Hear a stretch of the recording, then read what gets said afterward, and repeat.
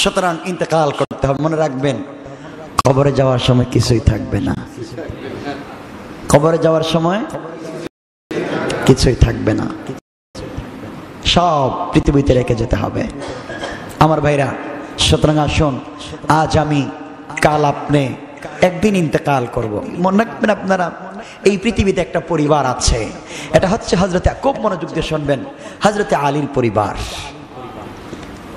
যেই পরিবারের স্ত্রী হচ্ছেন সাইয়্যিদাতুন নিসাই আহলিল জান্নাহ, জান্নাতি মহিলাদের সরদারিনী। যেই পরিবারের দুই যুবক হচ্ছে সাইয়্যিদা শাবাবি আহলিল জান্নাহ, জান্নাতের যুবকদের সরদার। যেই পরিবারের পিতা হচ্ছেন আসাদুল্লাহিল গালিব, আল্লাহ যাকে বিজয়ী বাঘ বানিয়ে পাঠিয়েছেন। যেই পরিবারের পিতা সম্পর্কে রাসূল বলেছেন, আনা মদিনাতুল ইলমি ওয়া আলিয়ুন বাবুহা, আমি হলাম জ্ঞানের রাজ্য, আর এই রাজ্যে প্রবেশের দরজা হযরতে আলী। কি পরিবার স্কয়ার! আর আমাদের স্কয়ার হলো, আমাদের ফ্যামিলি স্কয়ার তখনই হবে যখন আমরা বাংলিশ কথা বলতে পারবো, মানে ইংলিশ বাংলা মিলাইয়া যখন কথা বলতে পারবো। How are you? ফাইন। তোর কপালে ঠাডা পড়ো। বাসার জন্য তো আন্দোলন করে এরা জীবন দিল বাসার জন্য, আর তুই ফাইন হাউ আর ইউ না বলে শান্তি পাস না। তাই বাসার জন্য আন্দোলন করলো কেন? ইংলিশে থাকতো, ইংলিশে নিয়ে আসতো। কথা বলেন না কেন? বাসার প্রতি শ্রদ্ধা। বাসার মাসে দেখবেন বাসা শহীদদের স্মরণ করতে গিয়ে বাসাটাও ঠিক করে লিখতে পারে না। কথা বলেন না কেন? বাংলাদেশের এইচএসসি এসএসসি পড়ুয়া স্টুডেন্টদেরকে জিজ্ঞেস করা যদি হয় স্বাধীনতা দিবস কোন দিন, এরপরে টর্চ লাইট কোনটার নাম, এরপরে সার্চ লাইট কোনটার নাম, কই যেটা দিয়ে সার্চ করে এটার নাম নাকি সার্চ লাইট। তোর কপালে পড়ে ঢাড়া পড়ো। ইতিহাস জানে না এরা, কি পড়ে স্কুল কলেজে আমাকে বলেন আপনারা। যাই হোক, সেদিকে যাব না আজকে, খুব সংক্ষেপে কথাগুলো শেষ করে দিচ্ছি।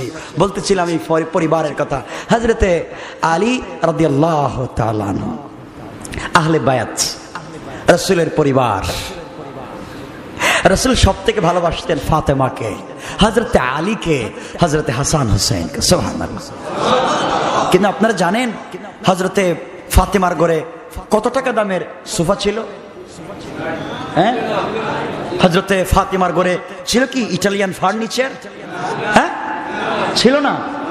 সৌদিয়ান আর প্যালেস্টাইনের কার্পেট ছিল না? ছিল না? জার্মান আর জাপানের মোজাইক ছিল না? কিছুই নাই, কিছুই নাই। কিন্তু পুরা পরিবার ছিল জান্নাতুল ফিরদাউসের একটা টুকরা। কি ছিল না এই পরিবারে? শুধু ভালোবাসা ছিল, মহব্বত ছিল। এমন পরিবার হয়ে যাক, আমাদের সবগুলা পরিবার এমন হয়ে যাক, যেরকম আমিন।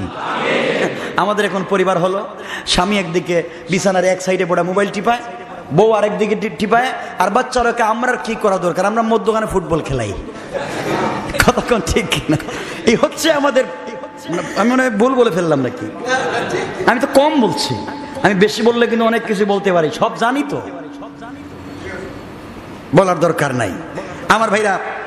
এই জন্যে পরিবারগুলো দূষিত হয়ে যাচ্ছে। হযরতে ফাতেমা ইন্তেকাল করবেন, দুনিয়া থেকে বিদায় নিয়ে যাবেন। কি সাধারণ একটা মহিলা, রাসূলের মেয়ে, জান্নাতের সুসংবাদ প্রাপ্ত জান্নাতি নারীদের সরদারিনী। নবীজি ইন্তেকালের কয় মাস পরে ইন্তেকাল করেছেন? সবাই বললেন না? 6 মাস। বাবার ইন্তেকালের পরে হযরতে ফাতেমা চিন্তায় পড়ে গেলেন, কি করব? এই দুনিয়ার জমিনের কেউ নাই, দুনিয়ায় কেউ নাই। একটু হাত উঠান, বলেন ইয়া আল্লাহ। আওয়াজ করে বলেন ইয়া আল্লাহ। আমাদের এই তাফসীর মাহফিলকে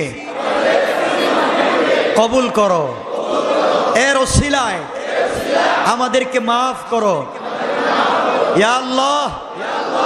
আমরা জেনে না জেনে, বুঝে না বুঝে, ইচ্ছায় অনিচ্ছায় যত গুনাহ করেছি, তোমার ঘরে বসে তওবা করলাম ইয়া আল্লাহ। গুনার কারণে দুনিয়ায় বেইজ্জত করো না, আমাদেরকে মাফ করে দাও। আমিন আমিন আমিন। আমরা আল্লাহর কাছে চেয়ে নিলাম, আল্লাহ হয়তো আমাদেরকে মাফ করে দিবেন। আরে আমি খারাপ হইলে কি সবাই খারাপ নাকি? আমি তো একজন খারাপ।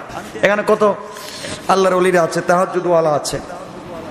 যাই হোক, রাসূল সাল্লাল্লাহু আলাইহি ওয়াসাল্লাম হযরতে ফাতেমাকে কতটুকু ভালোবাসতেন খুব সংক্ষেপে বলে দিব। আমার মুসলমান ভাইরা গভীর মনোযোগ। একবার হযরতে ফাতেমা রাদিয়াল্লাহু তাআলা আনহার ঘরে একদিন দুই দিন না, দীর্ঘ কয়েকদিন হয়ে গেল খাবার নাই। 4 দিন 5 দিন 6 দিন হয়ে গেল খাবার নাই। খুব মনোযোগ দিয়ে আজকের কথাগুলো শুনবেন, কি বলতে চাই শেষ পর্যন্ত। এক পর্যায়ে হযরতে আলী ঘরের ভিতরে ফজরের নামাজ পড়ে আসলেন। হযরতে ফাতেমা বললেন, আলী তুমি শোনো, আর পারছি না, 4-5 দিন হয়ে গেল ঘরে খাবার নাই, যাও না কিছু খাবারের ব্যবস্থা করে নিয়ে আসো। আমার মুসলমান বন্ধুগণ, হযরতে আলী খাবারের জন্য ঘর থেকে বের হয়েছেন, খাবার তালাশের জন্য ঘর থেকে বের হলেন। ফজরের নামাজ পড়ে চাদর মুড়া দিয়ে হযরতে আলী কাররামাল্লাহু ওয়াজহা রাস্তা দিয়ে হেঁটে যাচ্ছেন। বিশ্ব নবীর সঙ্গে দেখা খাটো মানুষ, হযরতে আলী ছিলেন বেটে মানুষ। চাদর মুড়া দিয়ে চলে যাচ্ছেন না, নবীজি বললেন, কে দাঁড়িয়ে যাও। হযরতে আলী দাঁড়িয়ে বললেন, আমি হলাম আখিরি জামানার পয়গম্বর বিশ্ব নবী জনাবে মুহাম্মদ রাসূলুল্লাহ সাল্লাল্লাহু আলাইহি ওয়াসাল্লামের কলিজার টুকরা হযরতে ফাতেমার স্বামী হাসান হুসাইনের বাবা, আমার নাম হযরতে আলী। নবীজি বললেন, আলী এত সকালবেলা ঘর থেকে বের হয়েছো কেন? আলী জবাব দিলেন, ইয়া রাসূলুল্লাহ, ইয়া হাবিবাল্লাহ, নবীজি আজকে 4-5 দিন শেষ হয়ে 7ম দিন সকাল শুরু হয়ে গেছে, আমি ঘরের চুলে আগুন ধরাতে পারি নাই। হযরতে ফাতিমার ঘরে কোনো খাবার নাই।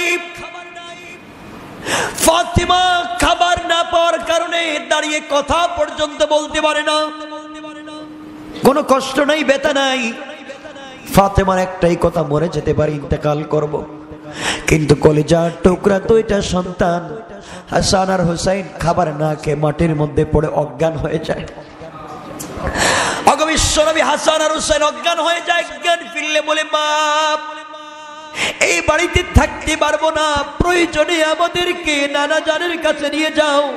নানা জানের চেহারা মুবারকের দিকে যদি তাকায়া থাকি মা, আমাদের 1 সপ্তাহের ক্ষুধার যন্ত্রণা নানা জানের চেহারা মুবারকের দিকে তাকাইলে দূর হয়ে যায়। নবীজি বের হয়েছি কিছু খাবারের জন্য। নবীজি সাল্লাল্লাহু আলাইহি ওয়াসাল্লাম হযরতে আলীর এই করুণ কথা শুনে